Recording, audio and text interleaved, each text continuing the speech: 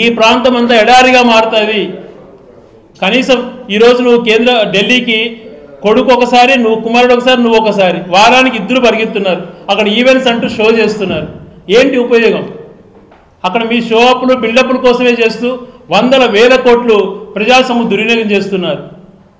71 సార్లు విజయవాడ నుంచి హైదరాబాద్కి ముఖ్యమంత్రి స్థాయిలో, 77-80 సార్లు ఆయన డిప్యూటీ సీఎం గారు. మరి లోకేష్ గారు కూడా దాదాపుగా 70-80 సార్లు. అందరికీ ముగ్గురికి ప్రత్యేక విమానాలు, ప్రత్యేక హెలికాప్టర్లు, ప్రత్యేక కాన్వాయిలు. గత 5 సంవత్సరాలలో ప్రతిపక్షంలో ఉన్నప్పుడు రాష్ట్రంలో లేరు, హైదరాబాద్లో ఉన్నారు. ఎప్పుడు కూడా ఇక్కడి నుంచే కరోనా అటువంటి పరిస్థితులలో ఇళ్లలో దాంకొని ఉన్నారు. వీళ్ళు ఈరోజు ప్రజాసేవ గురించి, ప్రజల గురించి, రాష్ట్ర స్టేజ్ గురించి మాట్లాడతారు.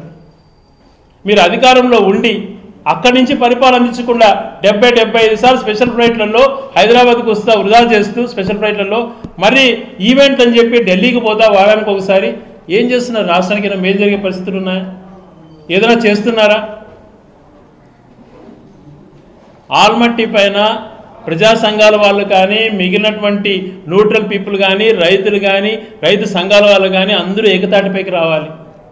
అందరూ కలిసి పోరాటం చేద్దాం. మేము ఎంతకైనా సపోర్ట్ చేస్తాము. మేము ఎవరు వెనకైనా నడచడానికి సిద్ధము ఈ ప్రాంత ప్రయోజనాలు కాపాడడం కోసం.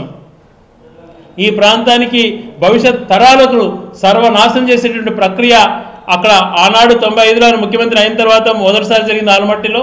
మళ్ళీ ఇప్పుడు ఈయన సపోర్ట్తో కేంద్ర ప్రభుత్వం నడిచేటప్పుడు మళ్ళీ నడుస్తోంది. ఇది దుర్మార్గం కాదా? ఇది ప్రశ్నించకూడదా? ప్రశ్నిస్తే తప్పులు అంటారు, ఎదురుదాడికి దిగుతారు. ఎదురుదాడికి దిగేది కాదు ప్రజాస్వామ్యం అంటే.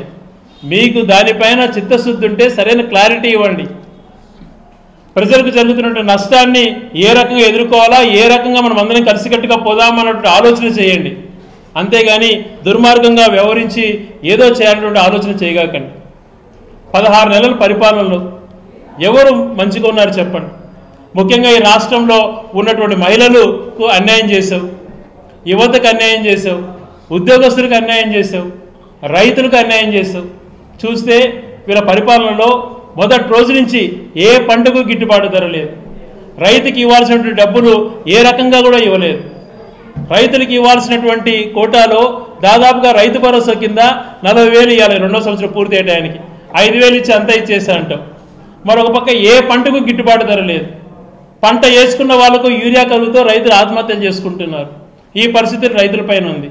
ఏ పంట, టమాటా నుంచి మిర్చి దగ్గర నుంచి ఏ పంటకు, మామిడి, అన్నీ కూడా ఏ పంట చేతికి వచ్చి ₹1 తెచ్చుకుందాం అన్న పరిస్థితులలో ఎప్పుడు రైతుకు మేలు జరగల. మహిళలకు అదే జగన్మోహన్ రెడ్డి గారు పరిపాలన చేసేటప్పుడు డ్వాక్రా రుణాల మాఫీలో మొత్తము 3 విడతలుగా చేసి ఒక విడత పూర్తిగా ఈ సంవత్సరం లోపల క్లియర్ చేశారు. ఒక పక్కన ఆ డబ్బులు మహిళలకు పడ్డాయి, మరొక పక్కన క్రమం తప్పకుండా 0 వడ్డీ వచ్చేది, మరొక పక్కన చేయూత, ఈబీసీ నేస్తం, కాపు నేస్తం రీతిలో వాళ్ళకి అనేకంగా మహిళలకు మేలు జరిగేది. ఈరోజు నువ్వు మహిళలకు ఇస్తానంటే నెలకు 1,500 ఇస్తానన్నావు 18 సంవత్సరాలు దాటిన వాళ్ళకి. ఎక్కడ ఉంది? మహిళలను అన్యాయం చేసావు, రైతులకు అన్యాయం చేసావు. ముఖ్యంగా యువత. మీరు పిల్లలు